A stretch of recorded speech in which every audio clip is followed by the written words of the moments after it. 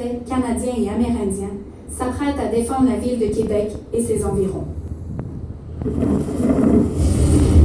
31 mai 1759, on peut dire que les travaux avancent beaucoup pour que cette température soit des plus fâcheuses. On compte que nous avons autant de soldats réguliers que de miliciens canadiens, au moins 10 000 hommes. Si les temps deviennent beaux, dans un mois au plus, nous serons en état de recevoir les ennemis.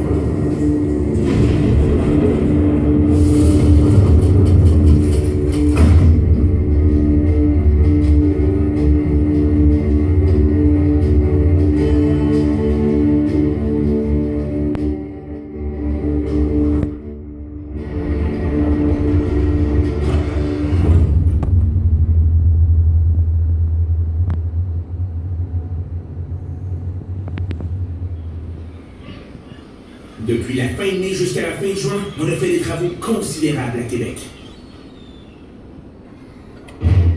On a garni toutes les batteries de canon, on a fait des retranchements au port depuis Sault-Montmorency jusqu'au passage de la petite rivière Saint-Charles, sur laquelle on a établi un pont de bateau et où sont campés 5 bataillons de régulières. Plusieurs navires ont été désarmés et destinés à faire des brûlots.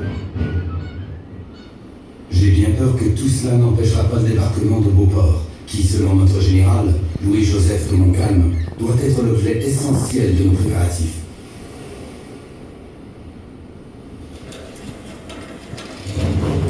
Le 4 juin, la flotte prend le large. On compte environ 150 voiles, incluant 10 vaisseaux de guerre. Le reste est des barges de transport et des navires de vivres. Notre armée assemblée compte 10 bataillons, 3 compagnies de grenadiers de la garnison de Louisbourg, un détachement d'artillerie et 5 compagnies de rangers coloniaux. On compte 8535 hommes prêts à servir, officiers inclus. Le 8 juin, les feux de signaux ont été allumés, ce qui nous fait conjecturer que la flotte ennemie a paru au complet dans le bas du fleuve.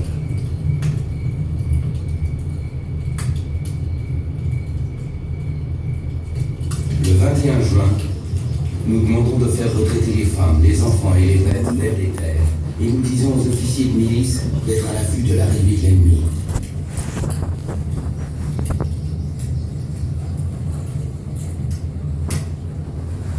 Le 26 juin, nous passons la traverse à l'est de l'île d'Orléans, réputée dangereuse.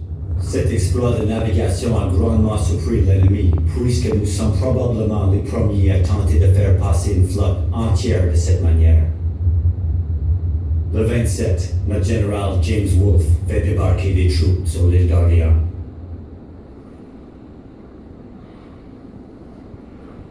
Le 28 juin, à 11h du soir, les brûlots partent. Toute l'armée est attentive à l'effet qu'ils produiront. Mais la surprise est grande de les voir enflammés à près de 2 lieues des vaisseaux ennemis.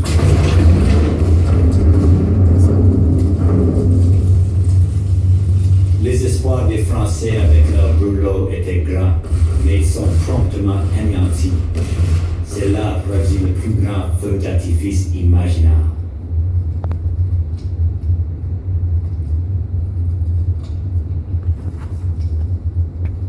Le 29 juin, en matinée, le colonel Carleton est envoyé à la pointe de l'île d'Orléans. En soirée, le brigadier général Monckton traverse le fleuve vers Beaumont, et le lendemain, il prend possession de la pointe Lévis.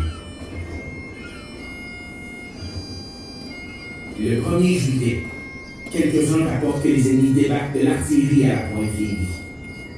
Cette partie est bien menaçante et on craint beaucoup pour la ville. Le 6 juillet, les guerriers courageux de la nation que les Français appellent Outarde sont débarqués sur l'île d'Orléans et ont tué 11 ennemis. Le 12 juillet, vers 9h du soir, 6 canons et 5 mortiers de notre batterie de la rue Sud commencent à pilonner la ville.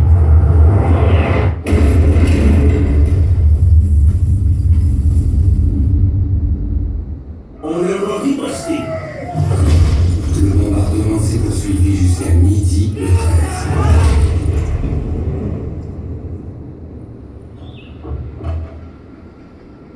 Sont insensibles au sort des malheureux habitants, nous avons ouvert les portes de la ville.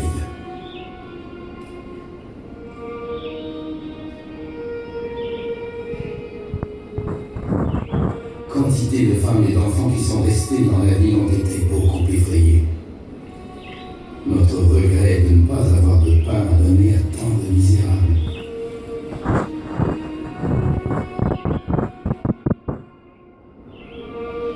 Le 14 juillet à 7 h du matin, ils ont commencé à bombarder.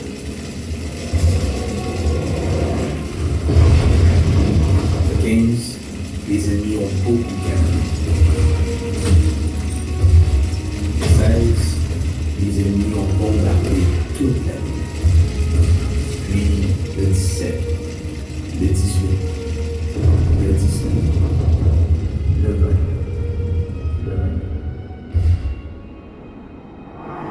Le 24 juillet, j'estime que depuis le commencement du bombardement, les ennemis nous ont envoyé au moins 14 ou 15 000 bombes. Plus de 80 maisons en sont incendiées ou écrasées. Le général Wolfe veut attaquer une redoute ennemie près du fleuve avec les grenadiers. À 9 h le matin, le 30 juillet, les régiments reçoivent l'ordre de se tenir prêts à l'attaque. Le 31 juillet, l'armée ennemie fait divers mouvements. La nôtre en fait autant. 2 de nos navires de 14 canons accostent la chute Montmorency. Ils se placent ainsi pour pouvoir faire feu sur la redoute. À 5 h du soir, à marée basse, nos troupes sont en ordre de bataille devant le retranchement. Dès que les Anglais capturent notre redoute, ils marchent en colonne vers la hauteur. Mais à leur approche, le feu de notre mousqueterie est si vif qu'ils arrêtent.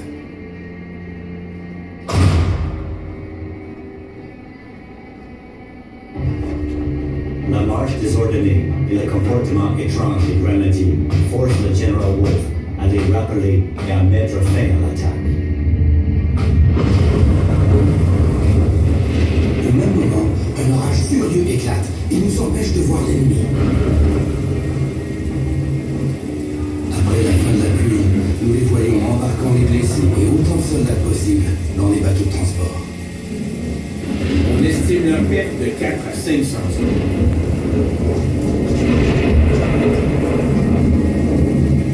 Les obstacles que nous avons affrontés dans cette campagne sont plus nombreux que ce à quoi nous nous attendions.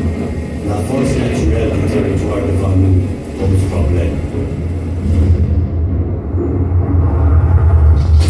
Le détruit et jette des pots à feu sur la basse ville. Le feu prend en même temps à 3 endroits.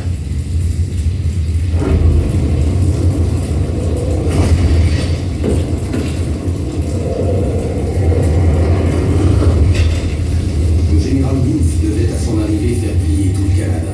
Et à présent, il semble désespéré du succès de son entreprise. Suite à sa défaite du 31 juillet, il ravage toutes les habitations où ses troupes peuvent pénétrer. Toutes les maisons, sans exception, sont la proie des flammes. En date du 19 août, je sais que les Anglais ont brûlé depuis 2 semaines les paroisses suivantes: Saint-Antoine, Saint-Nicolas et Sainte-Croix sur la rive sud, des maisons de Saint-François et de la Sainte-Famille sur l'île d'Orléans, celle de Baie-Saint-Paul en plus. Ils ont aussi envoyé 600 hommes dans le bas de la côte du sud pour brûler les maisons et ravager les blés. Aujourd'hui, 4 septembre, la ville est dans un état pitoyable. Ce serait pire seulement si elle était entièrement rasée.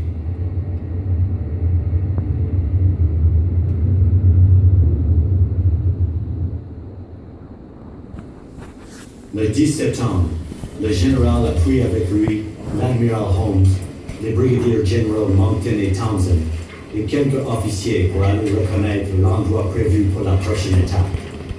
Cet endroit s'appelle Foulon.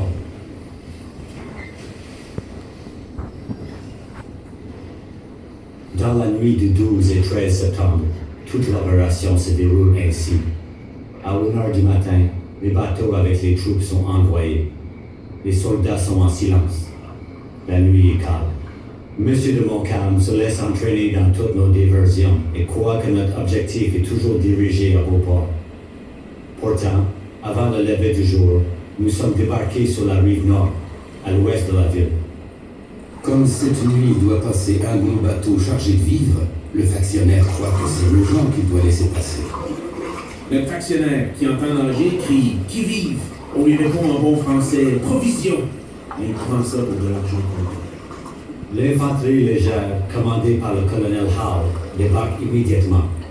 C'est une grande surprise pour l'ennemi, qui, à cause de la force naturelle de la place, ne soupçonne pas et ne s'est pas préparé à une tentative si audacieuse. Sans perdre de temps, nous escaladons l'une des plus abruptes falaises qui puissent être imaginées, étant pratiquement perpendiculaire et d'une hauteur incroyable. Monsieur Lenoir, commandant quelques volontaires, fusille longtemps avec les ennemis. Mais ayant été blessé à plusieurs endroits, il est fait prisonnier. Dès que nous atteignions le sommet, il fait déjà jour. Un Canadien arrive à Beauport. Il nous raconte avec toutes les marques de la peur la plus décidée qu'il a seul échappé et que l'ennemi est sur les hauteurs. J'accompagne Tsawawani, le grand chef des Hurons, quand il rejoint l'armée à Beauport, avec 60 ou 70 hommes matures en plus de quelques jeunes hommes. Vers 5 heures du matin, les Anglais sont déjà en ordre sur les hauteurs de Québec, où ils ont même quelques pièces de canon de campagne de petit calibre. Nos guerriers se précipitent à toute vitesse depuis Beauport afin de prendre part à la bataille. Les Canadiens courent sur les plaines et fusillent beaucoup, sans toutefois faire encore capable de leur tenir terre. Vers 8 heures, nous avons 2 pièces courtes de 6 livres qui jouent sur l'ennemi. Au même moment, M. Montcalm accourt sur les plaines d'Abraham avec quelques troupes de terre et de la marine. Montcalm forme 3 larges colonnes. Vers 9 heures, les deux armées se rapprochent l'un de l'autre. On compte 4600 soldats professionnels à nos rangs. Monsieur de Montcalm nous peut rassembler environ 4500 hommes. Quand le général Wolfe reprend les lignes, il ordonne de charger des fusils avec une balle supplémentaire. Pendant ce temps, leur tireur embusqué continue de nous ennuyer et blesse plusieurs de nos soldats. L'ordre est donc donné qu'on se couche sur le sol et de rester dans cette position pour nous protéger.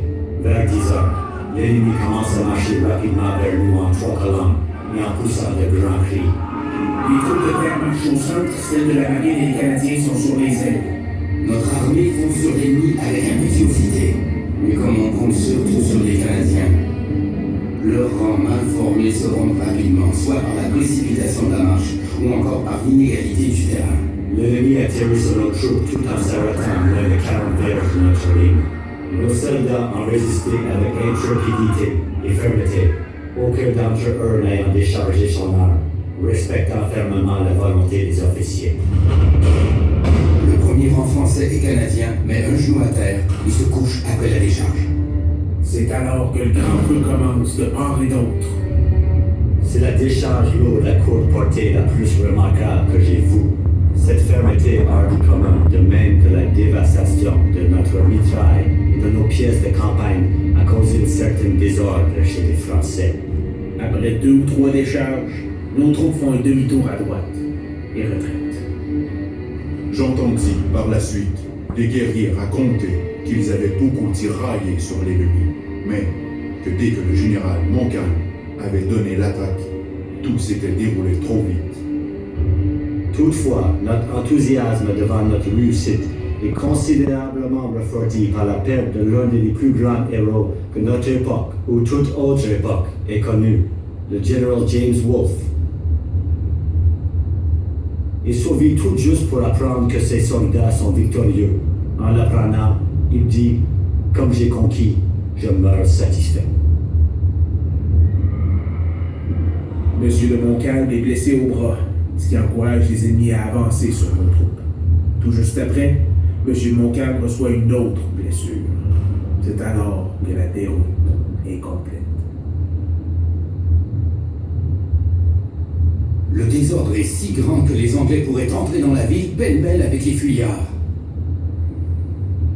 Pendant que le gros des forces ennemies retraite de manière désordonnée, le brigadier général Murray donne l'ordre aux soldats de prendre leur effet et de les poursuivre, ce qui amplifie leur sentiment de panique. Accoutumés à reculer à la manière des sauvages et à se retourner face à l'ennemi, les Canadiens se rallient en quelques endroits, et à la faveur des petits bois, ils forcent différents corps anglais à plier. Notre armée les poursuit dans les faubourgs, et la plus grande partie de nos peuples vient du fait des tireurs isolés, couverts par les bois. Monsieur le marquis de Montcalm se fait conduire à la ville où les chirurgiens l'examinent. Ceux-ci déclarent qu'il n'a pas 24 heures à vivre. Entre-temps, Monsieur de Vaudreuil appelle à un conseil de guerre tous les chefs.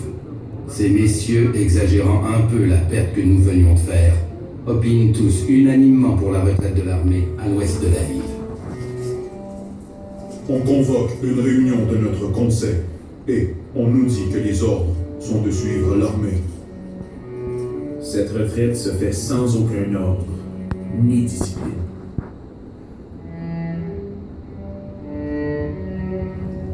Monsieur le marquis de Montcalm, lieutenant général, est mort de ses blessures aujourd'hui le 14 septembre et a été enterré aux Ursulines.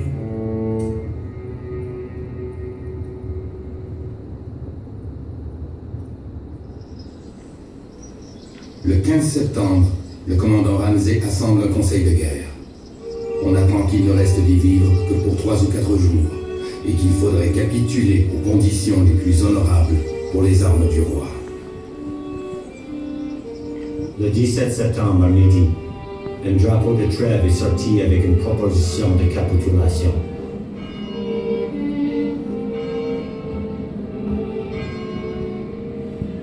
Tôt le matin, la capitulation est complétée et signée. En soirée, nous entrons à Québec.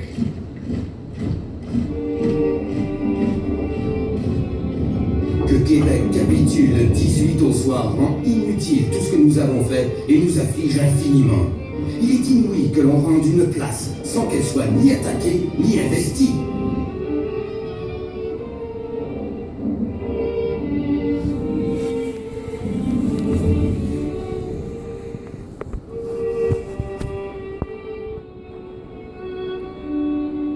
Le 21 septembre, nous avons convenu du serment d'allégeance que les habitants doivent prêter au roi de la Grande-Bretagne.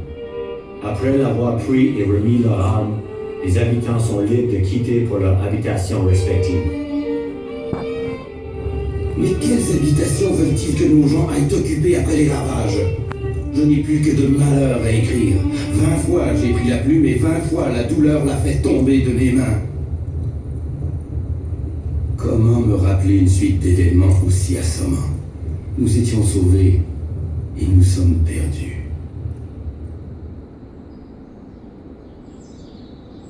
Dès la fin octobre, je peux dire que nous serons un grand manque de bois de chauffage cet hiver.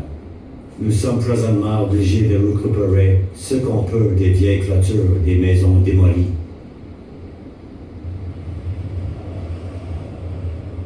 Il faut faire pour le mieux et hiverner autour de Montréal.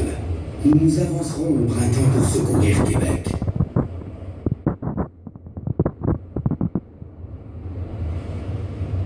Le 3 décembre, le froid et le vent gênent plusieurs sangliers en sentinelle, jusqu'à en faire mourir au moins un.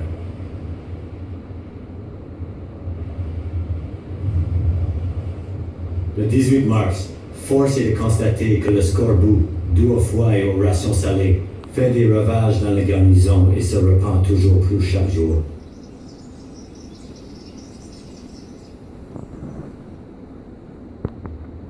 Le printemps arrivé, Monsieur le Chevalier Lévy envoie comme prévu l'ordre au bataillon de se mettre en marche pour Québec le 20 avril.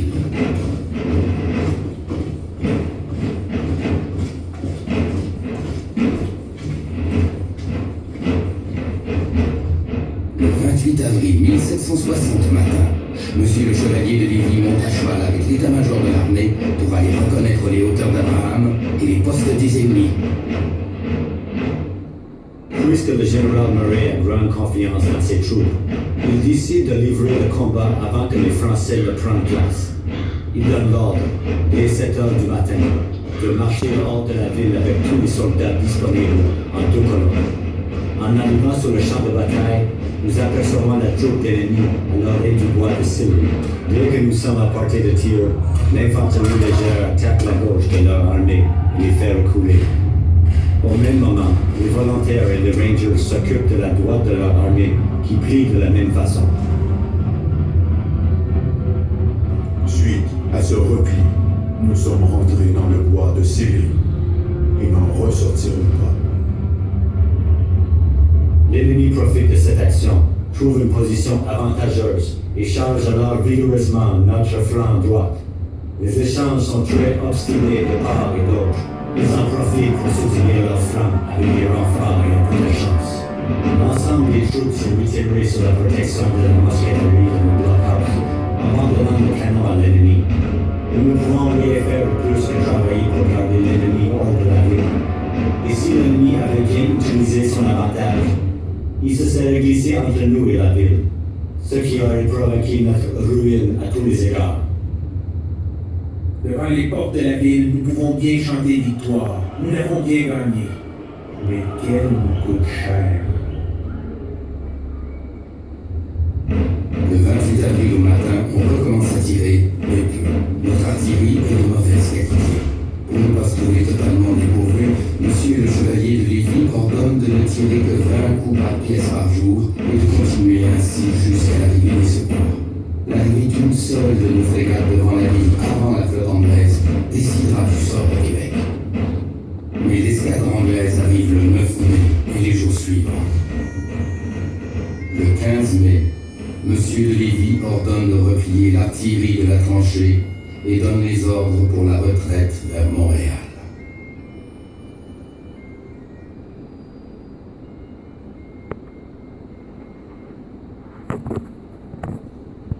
Canadiens, Français, Britanniques et Amérindiens, militaires ou civils, ont tous subi les contre-coups de cette guerre.